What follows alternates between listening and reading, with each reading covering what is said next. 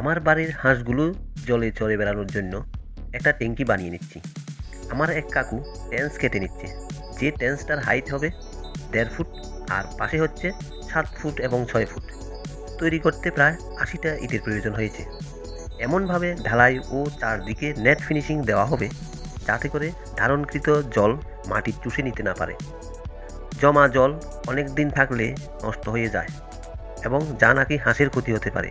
তাই ট্যাঙ্কির তলদেশ থেকে একটা ২ ইঞ্চি পাইপ লাগিয়ে দিলাম, যার অপর প্রান্ত বাড়ির সীমানার বাইরে ড্রেনের মাধ্যমে নিয়ে একটু ঢালু করে দিলাম। দেখো বন্ধুরা, ঠিক এইভাবে এইভাবে পাইপের উপর মাটি ও চাপা দিয়ে দিলাম।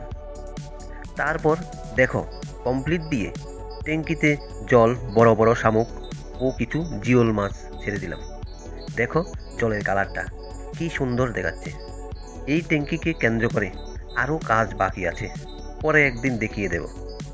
যাই হোক, এখন দেখো এবং দেখতে থাকো আমার হাঁসগুলো জল পেয়ে কী করছে। আজ এই পর্যন্তই, ধন্যবাদ।